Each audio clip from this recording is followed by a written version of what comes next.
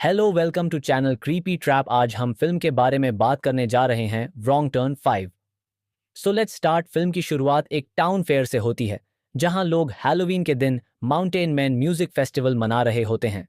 इस मौके पर एक न्यूज रिपोर्टर कॉलिंग इस फेस्टिवल की रिपोर्टिंग कर रही होती है, जहां लोग अजीब से आरपी और कैरेक्टर के भेष में घूम रहे होते हैं। रिपोर्टिंग खत्म करने के बाद कॉलिंग एक ब्रेक पर जाकर जॉगिंग करने निकल जाती है। जॉगिंग करते करते वह महसूस नहीं करती कि वह जंगल में चली गई है। अचानक उसे एक अजीब शख्स दिखता है, जिसे देखकर वह हंसने लगती है, क्योंकि उसे लगता है कि वह भी फेस्टिवल की वजह से ऐसे भेष में है। लेकिन वह इस पर ज्यादा ध्यान नहीं देती और आगे बढ़ जाती है। थोड़ी दूर चलने के बाद उसे एक और शख्स दिखता है, जिसे वह भी फेस्टिवल का हिस्सा मानकर नजरअंदाज कर देती है। लेकिन जल्द ही उसके सामने थ्री फिंगर आ जाता है, जो काफी खतरनाक होता है। थ्री फिंगर उसे रोकता है और हमला कर देता है। कॉलिंग किसी तरह अपनी जान बचाकर वहां से भागती है। भागते भागते उसे एक आदमी मिलता है जो उसकी मदद करता है। लेकिन यह आदमी कोई और नहीं बल्कि माइनार्ड होता है। वह उसे मदद का नाटक करके खुद ही मार देता है। यहां यह पता चलता है कि वह और उसके दो भाई माइनार्ड के लिए काम कर रहे हैं, क्योंकि वह भी एक सीरियल किलर है। इसके बाद हमें 5 कॉलेज दोस्तों की कहानी मिलती है, जो उसी माउंटेन मैन म्यूजिक फेस्टिवल में जा रहे होते हैं। रास्ते में जानबूझकर माइनार्ड उनकी गाड़ी के सामने आ जाता है, जिससे उनकी गाड़ी एक पेड़ से टकराकर दुर्घटनाग्रस्त हो जाती है। माइनार्ड उन्हें ऐसा दिखाता है जैसे वह उनकी गाड़ी से टकरा गया हो।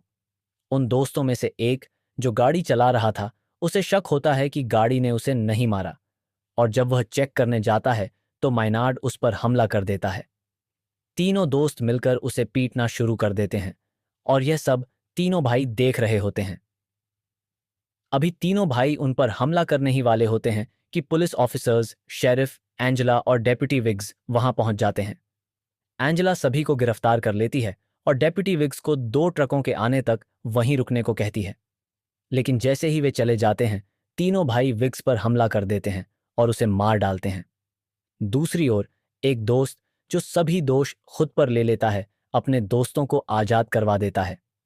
सभी दोस्त एक होटल में ठहरते हैं, और जांच के दौरान एंजेला को पता चलता है कि माइनार्ड एक वांछित अपराधी है।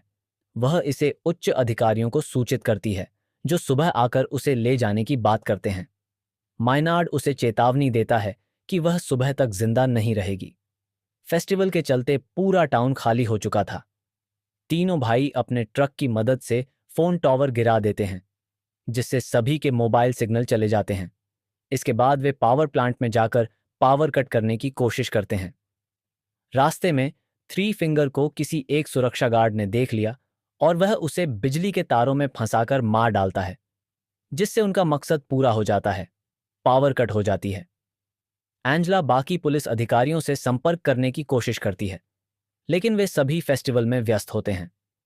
एक दोस्त खाना लाने निकलती है, लेकिन थ्री फिंगर उसके पीछे पड़ जाता है। वह अपनी जान बचाने की बहुत कोशिश करती है, लेकिन थ्री फिंगर उसे पकड़कर मार डालता है। दूसरी ओर जूलियन पुलिस स्टेशन पहुंच जाता है, और जब उसे एक क्रूज के बारे में पूछा जाता है, तो जूलियन बताता है कि क्रूज तो यहां से निकल चुकी थी। बाद में जूलियन शॉवर लेने के लिए जाता है, और थ्री फिंगर उसके दोस्तों को पकड़ लेता है। आवाज सुनकर जूलियन बाहर आता है और उस पर हमला कर देता है। बड़ी मुश्किल से अपनी जान बचाकर वह भाग जाता है। पुलिस स्टेशन के दरवाजे पर कोई नॉक करता है, और एंजेला सोचती है कि यह खाना लाने वाला होगा। दरवाजा खोलने पर वह अपना पति देखती है, जो खाना लेकर आया था, और वह उसे भेज देती है। तीनों भाई एंजेला को बांधकर उसकी टांगें तोड़ देते हैं। फिर वे उसे पुलिस स्टेशन के बाहर ले जाते हैं और उसकी मदद के लिए चिल्लाते हैं। एंजेला बाहर आती है और वे ट्रक से उसे कुचल देते हैं। एंजेला और जूलियन को एक शॉटगन देकर उन्हें डी ब्यूटी सौंप देती है। जूलियन, जो क्रूज को ढूंढना चाहता है, एंजेला से साफ इनकार सुनता है और पुलिस स्टेशन की सुरक्षा की जिम्मेदारी लेता है। एंजेला खुद एक शो पर जाती है, जहां रेडियो और जनरेटर होते हैं। एंजेला वहां जनरेटर शुरू करने की कोशिश करती है और संपर्क करने में सफल हो जाती है। लेकिन जो लड़का उससे संपर्क करता है, उसे यह केवल एक प्रैंक लगता है। एंजेला पुलिस स्टेशन लौटती है, जहां वह पाती है कि लेटा पहले ही वहां पहुंच चुकी है और दरवाजे पर नॉक कर रही है। एक प्रिजनर गोली चला देता है, लेकिन लेटा को कोई चोट नहीं आती।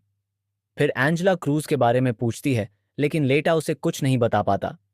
बिली और जूलियन को सड़क पर मृत पाए जाने के बाद एंजेला और जूलियन को फुटबॉल फील्ड में बंद कर दिया जाता है। बिली का सिर बाहर रखा होता है और जूलियन को बांध दिया जाता है। जब तीनों भाई बिली और जूलियन को मार देते हैं, एंजेला एक प्रिजनर को फेस्टिवल से मदद लाने के लिए भेजती है। वह सड़क पर पहुंच जाता है, लेकिन जल्दी में वायर्ड बैरियर न देख पाने के कारण उसकी कार दुर्घटनाग्रस्त हो जाती है। तीनों भाई उसे पकड़कर पुलिस स्टेशन के पास एक दुकान में ले जाते हैं और उसे एक ड्रम में बंद कर आग लगा देते हैं। एंजेला को चीखें सुनाई देती हैं और वह उसे बचाने जाती है, लेकिन दुकान में बड़ा विस्फोट हो जाता है। माइनार्ड लेटा को लालच देता है और लेटा उसकी बातों में आ जाती है। वह माइनार्ड को बाहर निकाल देती है, लेकिन उसके बदले में वह उसकी दोनों आंखें निकाल लेता है। एंजेला अपनी कार में पति को बांधकर छोड़ देती है, लेकिन एक तेज धार वाला चाकू उसे मार डालता है। थ्री फिंगर फिर से हमला करता है और एंजेला को बेहोश कर देता है। माइनार्ड को पकड़कर पुलिस स्टेशन ले जाने के बाद एंजेला को पता चलता है कि पुलिस स्टेशन में पेट्रोल छिड़का जा रहा है। माइनार्ड उसे दो विकल्प देता है, या तो वह जलकर मरे या फिर उसके पैरों के नीचे एक ट्रिगर है जो उसे उड़ा देगा। एंजेला दूसरा विकल्प चुनती है और माइनार्ड को बाहर से देखती है। अंत में एंजेला सड़क पर जाती है और मदद के लिए कार रुकवाती है, लेकिन वह माइनार्ड का वाहन होता है। थ्री फिंगर उसे पकड़कर कार में धकेल देता है और माइनार्ड उसका स्वागत करता है। फिल्म यहीं समाप्त होती है। क्रीपी ट्रैप में बने रहने के लिए आप सभी का शुक्रिया। चैनल को लाइक, शेयर और सब्सक्राइब करना ना भूले